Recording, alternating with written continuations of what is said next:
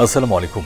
সংবাদে আপনাদের সবাইকে স্বাগত জানাচ্ছি। আমি ফিরোজ তোহা। শুরুতেই সংবাদ শিরোনাম। বাংলাদেশের সর্বশেষ গুরুত্বপূর্ণ আপডেট সংবাদে আপনাকে স্বাগত। শুরুতেই সংবাদ শিরোনাম, এরপর বিস্তারিত।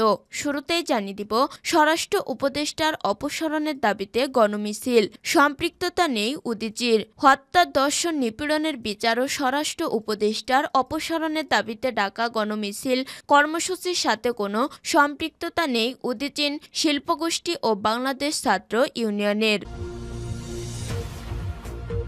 এরপর জানিয়ে দিব, ৯০ দিনের মধ্যেই ধর্ষণের বিচার হতে হবে, ৯১ দিন যেন পার না হয়। জামাতের আমির, জামাতে ইসলামের আমির ডাক্তার শফিকুর রহমান বলেছেন, কোরআনের আইন চালু হলে ন্যায় বিচার নিশ্চিত হবে বলেই আমরা লড়াই করছি। তিনি আরো বলেন, ৯০ দিনের ভিতরে মামলার বিচার করে রায় কার্যকর দেখতে চাই, ৯১ দিন যেন পার না হয়। এদিকে পাবনার রাজু প্রামাণিকের পরিবারের পাশে দাঁড়ালেন তারেক রহমান। পাবনার আটঘরিয়া উপজেলায় ৪ সন্তান রেখে বাবা মারা গেছে। এরপর এতিম সন্তানদের ছেড়ে তাদের মা চলে গেছেন অন্যত্র। এমন একটি অসহায় পরিবারের সঙ্গে বাংলাদেশ জাতীয়তাবাদী দল বিএনপির ভারপ্রাপ্ত চেয়ারম্যান তারেক রহমানের নির্দেশনায় সাক্ষাৎ করেছেন আমরা বিএনপি পরিবার এর একটি প্রতিনিধি দল। এরপর জানিয়ে দিব, নাটোরে প্রতিবন্ধী কিশোরীকে ধর্ষণের অভিযোগে ২ যুবক গ্রেপ্তার। নাটোরের বড়াইগ্রাম উপজেলায় প্রতিবন্ধী কিশোরীকে ধর্ষণের অভিযোগে ২ যুবককে গ্রেপ্তার করেছে পুলিশ। শুক্রবার ১৪ মার্চ রাতে তাদের গ্রেপ্তার করা হয়। এদিকে গাজীপুরের ট্রাক সিএনজি সংঘর্ষে প্রাণ গেল ৩ জনের। গাজীপুরের কৈলাকের উপজেলার ট্রাক ও সিএনজি অটোরিকশার মুখোমুখি সংঘর্ষে ৩ জন নিহত হয়েছেন। শনিবার ১৫ মার্চ সকাল ৮টার দিকে উপজেলার মাওনা ফুলবাড়ি আঞ্চলিক সড়কের নামাশোলাই এলাকায় এ ঘটনা ঘটে।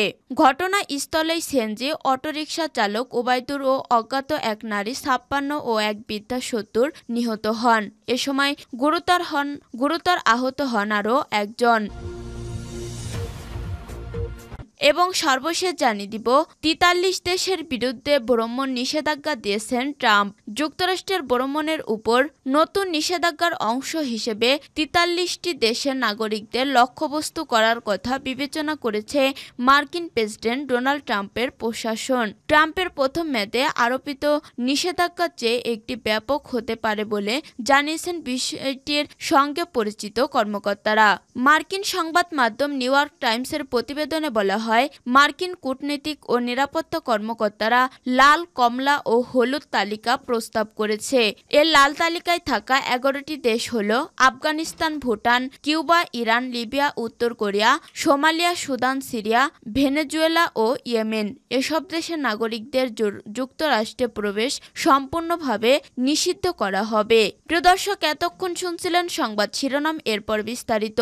তবে তার আগে বন্ধু, জানিয়ে দিন আপনি কোন স্থান থেকে আমাদের সংবাদটি দেখছেন এবং শুনছেন। জানিয়ে দিন এই সংবাদ সম্পর্কে আপনার মূল্যবান মতামত। আর বন্ধু, আপনি যদি আমাদের চ্যানেলে নতুন হয়ে থাকেন তাহলে ভিডিওটি দেখতে দেখতে চ্যানেলটি সাবস্ক্রাইব করে রাখুন, যাতে করে আমাদের পরবর্তী সংবাদগুলো সবার আগে আপনার কাছে পৌঁছে যায়। এবারে বিস্তারিত।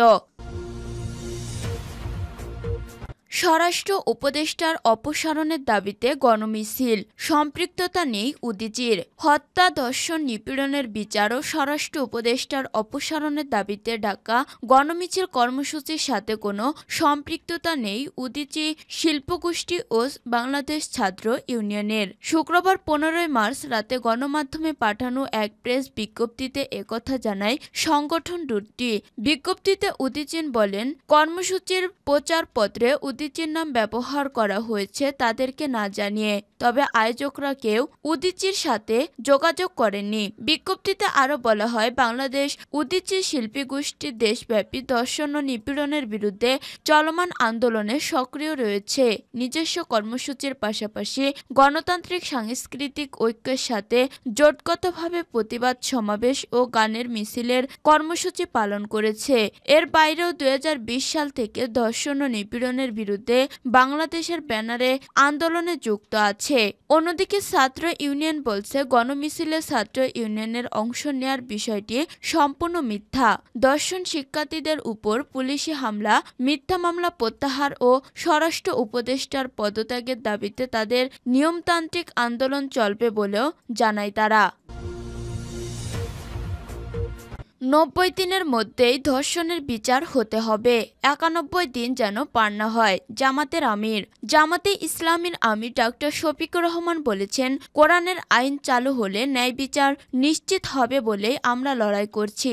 তিনি আরো বলেন, ৯০ দিনের ভিতরে মামলার বিচার করে রায় কার্যকর দেখতে চাই, ৯১ দিন যেন পার না হয়। শনিবার ১৫ মার্চ সকালে আসিয়ার পরিবারের সঙ্গে সাক্ষাৎ করতে হেলিকপ্টারে করে মাগুরার শ্রীপুর উপজেলার সাবদালপুর ইউনিয়ন মাধ্যমিক বিদ্যালয়ের মাঠে নামেন জামাতের আমির। সেখান থেকে সোনাইকুণ্ডি গোরস্থানে আসিয়ার কবর জিয়ারত শেষে সাংবাদিকদের প্রশ্নে তিনি এসব কথা বলেন।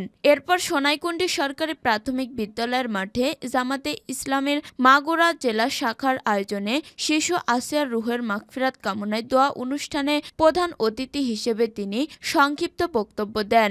এ সময় তিনি বলেন, আমরা এসেছি আসিয়ার বাবা মাকে সহানুভূতি জানাতে, এ পরিবারের দোয়া নিতে, আর এসেছি বোঝাতে কিভাবে এই পরিবারটির পাশে দাঁড়ানো যায়। আমরা এই ঘটনার বিচার কার্য এবং রায় দ্রুত দেখতে চাই, এতে এই পরিবার ও বাংলাদেশের মানুষ খুশি হবে।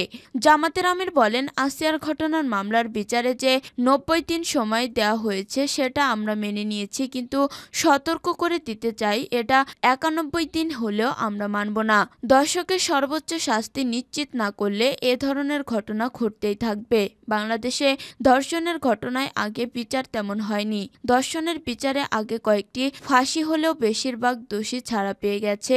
ধর্ষণের বিচার একমাত্র ফাঁসি। তিনি আরো বলেন, ৭ দিনের মধ্যে বিচার শেষ করার জন্য অনেকে বলছেন, আমরা তাতে একমত নই, কারণ মামলার কিছু প্রক্রিয়া রয়েছে, সেটা সঠিক বিচার প্রক্রিয়াকে এগিয়ে নিয়ে যায়, সেজন্য ৯০ দিনই ঠিক আছে।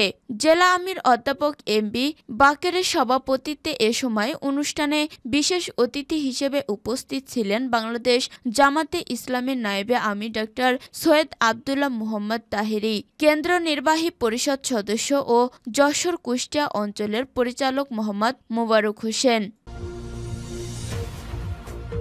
পাবনার রাজু প্রামাণিকের পরিবারের পাশে দাঁড়ালেন তারেক রহমান। পাবনার আটঘরিয়া উপজেলার ৪ সন্তান রেখে বাবা মারা গেছেন। এরপর এতিম এই সন্তানদের ছেড়ে তাদের মা চলে গেছেন অন্যত্র। এমন একটি অসহায় পরিবারের সঙ্গে বাংলাদেশ জাতীয়তাবাদী ছাত্র বিএনপির ভারপ্রাপ্ত চেয়ারম্যান তারেক রহমানের নির্দেশনায় সাক্ষাৎ করেছে আমরা বিএনপি পরিবার এর একটি প্রতিনিধি দল। শনিবার ১৫ মার্চ সকাল 10:30টায় পাবনার আটঘরিয়া উপজেলার চাঁদবা ইউনিয়নের সঞ্জয়পুর গ্রামের বাসিন্দা রাজু প্রামাণিকের ৬০ দিনের সাক্ষাৎ করে প্রতিনিধি দলটি। এ সময় তারেক রহমানের পক্ষ থেকে সহমর্মিতার বার্তা ও তাদের জন্য আর্থিক সহায়তা পৌঁছে দেন আমরা বিএনপি পরিবার এর সদস্য সচিব কৃষিবিদ মোকসেদুল মোমেন মিথুন। এছাড়া মোবাইল ফোনে ঢাকা থেকে আমরা বিএনপি পরিবারের আহ্বায়ক ও বিএনপি মিডিয়া সেলের সদস্য আতিকুর রহমান রুমন অসহায় এই পরিবারের খোঁজখবর নেন।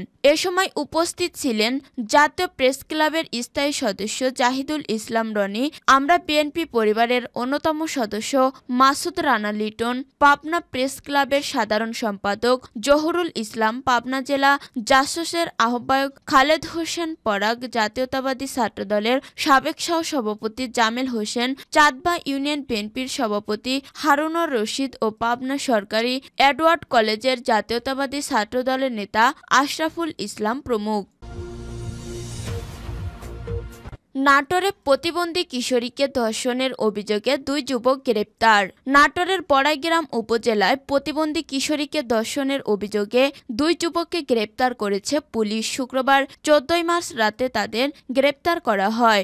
বিষয়টি নিশ্চিত করেছেন বড়াইগ্রাম থানার ভারপ্রাপ্ত কর্মকর্তা ওসি মাহবুবুর রহমান। তিনি জানান, শুক্রবার 10:30টার দিকে উপজেলার মুর্শিদা এলাকায় এক প্রতিবন্ধী 14 কিশোরীকে মোবাইল ফোনে বাড়ির বাইরে ডেকে নিয়ে প্রতিবেশী মনির হোসেন সরকার নামে এক যুবক পরে কিশোরীকে বাড়ির পাশে আম বাগানে নিয়ে ধর্ষণ করে কামরুল ইসলাম নামে অপর এক যুবক। এ সময় কিশোরীর পরিবার তাকে খুঁজতে থাকে, এক পর্যায়ে আমবাগান থেকে তাকে উদ্ধার করে। তিনি আরও জানান, এ ঘটনায় রাতে অভিযান চালিয়ে মুর্শিদা এলাকার মনির হোসেন সরকার, কামরুল ইসলাম ও মাহফুজ নামে ৩ যুবককে গ্রেপ্তার করে পুলিশ। জিজ্ঞাসাবাদ শেষে মাহফুজকে ছেড়ে দেওয়া হয়। পরে কিশোরীর বাবা বাদী হয়ে দুজনকে আসামি করে বড়াইগ্রাম থানায় মামলা করেন।